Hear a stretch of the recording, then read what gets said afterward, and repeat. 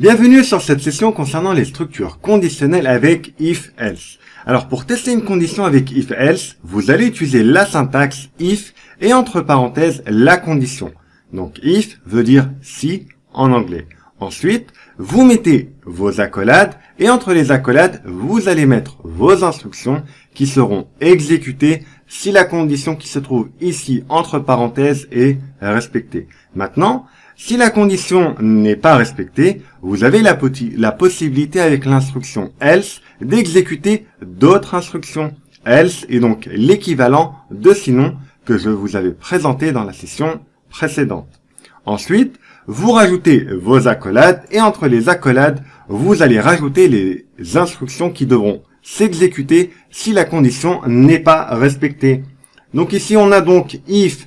Si la condition ici est respectée, on va donc exécuter ce bloc ici. Et si la condition n'est pas respectée, on va exécuter le bloc d'instruction qui se trouve ici.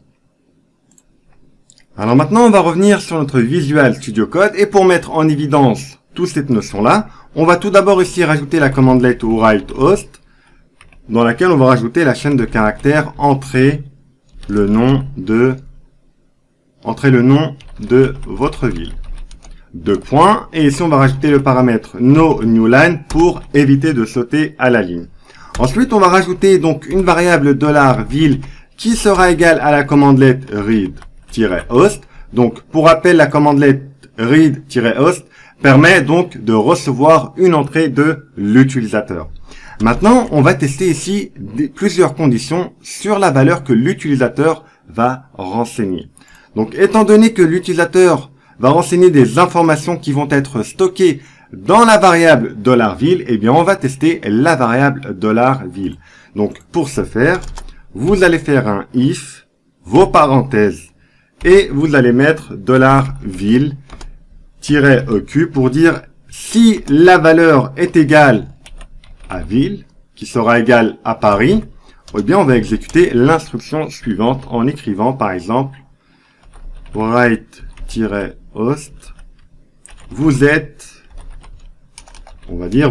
éligible. Sinon, dans le cas contraire, donc, s'il ne renseigne pas la valeur Paris, eh bien, on va renseigner ici, grâce à l'instruction else, le bloc d'instruction qui va se trouver ici. Donc là, on va switcher de là à là. Si l'instruction est respectée, on exécute ici. Si elle n'est pas respectée, on va switcher ici et exécuter ce qui se trouve ici. Et si on va tout simplement écrire à l'utilisateur, vous n'êtes pas éligible. On va maintenant enregistrer et exécuter. Et donc là, vous voyez que PowerShell me propose donc de renseigner une ville. Si je mets par exemple Marseille, et là, vous voyez qu'il me dit, vous n'êtes pas éligible. Pourquoi? Parce que la condition doit être que $ville doit être égal à Paris pour être éligible. Si je lance un nouveau mon script, et que je renseigne cette fois Paris, là, vous voyez qu'il me dit, vous êtes éligible. Alors maintenant, vous avez la possibilité de, ici, rajouter les opérateurs logiques qu'on avait vus lors de la formation niveau initiation. Donc ici, vous allez pouvoir les rajouter pour tester, par exemple, plusieurs conditions. Alors ici, ce qu'on va faire, c'est que on va supprimer ici la condition qui est ici, ou plutôt, on va la conserver. Mais ce qu'on va faire, on va rajouter l'opérateur logique, or, donc -or ici, et on va faire $ville-eq égale Marseille, par exemple. Donc là, ce qui va se passer, c'est qu'on va tester deux conditions. La première est, est-ce que $ville est égal à Paris ou est-ce que $ville est égal à Marseille? Et si l'une de ces conditions renvoie donc Paris ou Marseille, alors on dira à l'utilisateur qu'il est bien éligible. Et si la condition Paris ou Marseille n'est pas respectée, alors on dira qu'il n'est pas éligible. Si on exécute maintenant le script et ici qu'on met Paris, vous voyez qu'il me dit vous êtes éligible. Si j'exécute à nouveau et que je mets par exemple cette fois Marseille, là vous voyez qu'il me dit vous êtes éligible. Si maintenant je rentre à nouveau par exemple ainsi, là cette fois il me dit que vous n'êtes pas éligible. Pourquoi? Parce que tout simplement aucune condition ici n'est respectée. Donc là, ici, ce que je vous montre s'applique à tous les opérateurs logiques qu'on avait vus. Ça s'applique également à d'autres opérateurs comme l'opérateur de comparaison générique. Ici, vous pouvez mettre autant de OR ou de AND que vous le souhaitez. Alors maintenant, ce qu'on va faire, c'est qu'on va faire un test avec une expression générique. Ici, on va ici supprimer la condition ou les plusieurs conditions. Et si on va remplacer la chaîne de caractères par exemple, entrée, on va demander à l'utilisateur de rentrer son adresse IP. Entrez votre adresse IP, vous allez comprendre tout de suite pourquoi.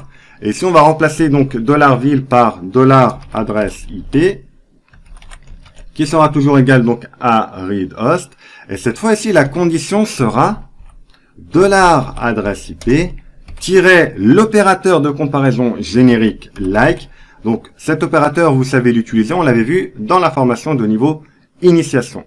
On va dire like, donc par exemple 192.168.2 étoile. Donc là, tout ce que l'utilisateur, si l'utilisateur va rentrer l'adresse IP qui se trouve à 192.168.2 quelque chose, eh bien on lui dira par exemple, vous êtes sur le bon réseau. Et s'il renseigne donc une adresse IP qui ne respecte pas la comparaison générique ici, on va lui dire, vous n'êtes pas sur le bon réseau. Vous n'êtes pas sur le bon réseau. Donc là, j'ai pas besoin de m'étaler sur cet opérateur-là, on l'avait déjà vu, et là, vous comprenez ce que je suis en train d'écrire. Si vous avez un doute, je vous invite à revenir sur la formation de niveau initiation et à revoir l'opérateur de comparaison générique.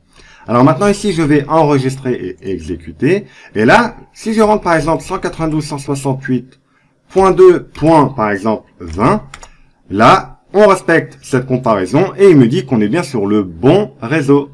Si j'exécute à nouveau et que cette fois je rentre par exemple 192.168.3.50, là il me dit vous n'êtes pas sur le bon réseau. Pourquoi? Parce que la condition ici est la suivante.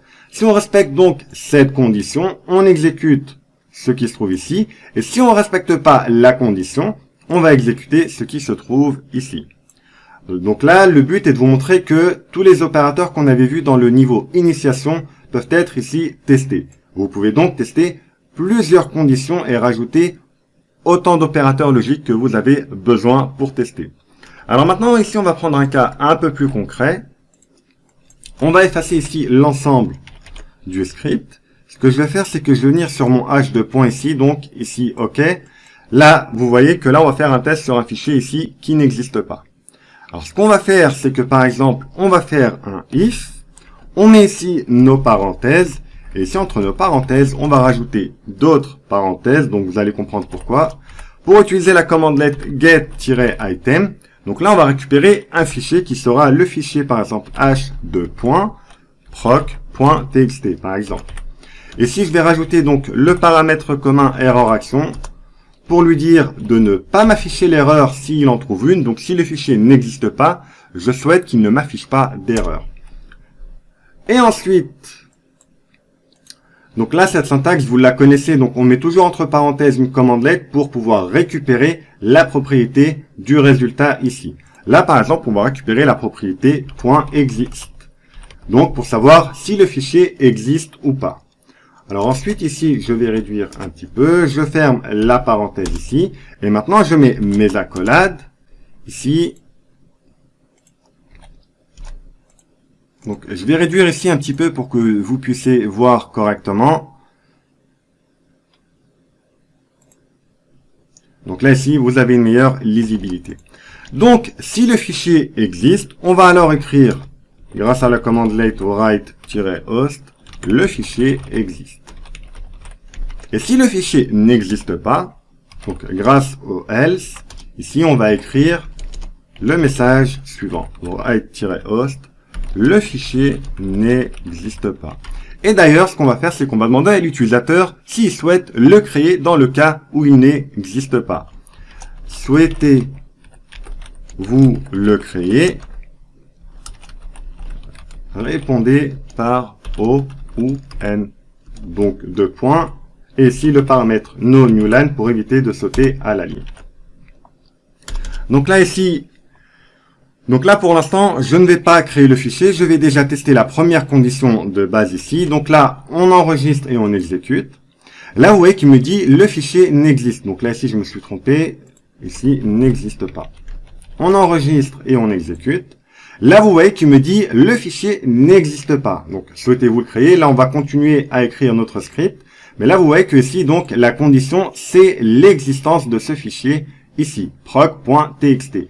Si ce fichier existe et qu'il renvoie true, alors on va exécuter le bloc ici. D'ailleurs ici, si je récupère cette sélection ici, et que j'appuie sur le bouton Run sélection ou la touche clavier F8, j'exécute, vous voyez que ici il me renverrait false. Pourquoi? Parce que le fichier ici n'existe pas. Maintenant, on va demander à l'utilisateur s'il souhaite le créer. Donc, ce qu'on va faire, c'est qu'on va créer donc une nouvelle variable qui sera de type caractère, qui va contenir donc un seul caractère, réponse, et qui sera égal à la commandelette read-host. Et ici, on va dire if $réponse est égal à O. Donc ici, ce qui va se passer, c'est que si l'utilisateur renseigne ici dans la variable réponse le caractère O, eh bien on va dire donc tout simplement qu'on souhaite créer ce fameux fichier. On va taper ici la commandelette new-item, le paramètre item type, file, paramètre pass, h, proc.txt. Et donc ici, dans le cas contraire, ici donc, si le fichier n'existe pas, on a dit donc on va exécuter ici. Et si l'utilisateur ne souhaite pas créer le nouveau fichier, on rajoute le else ici, un autre else.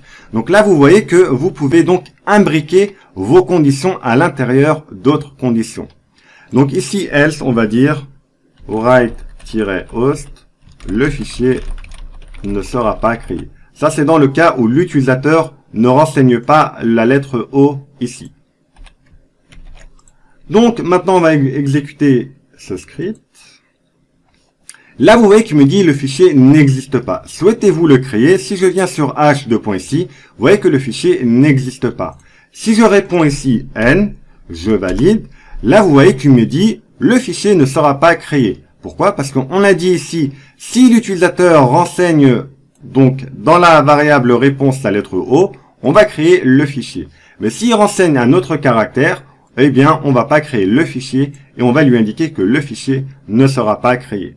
Et d'ailleurs, si on revient ici, vous voyez que le fichier ici n'a pas été créé.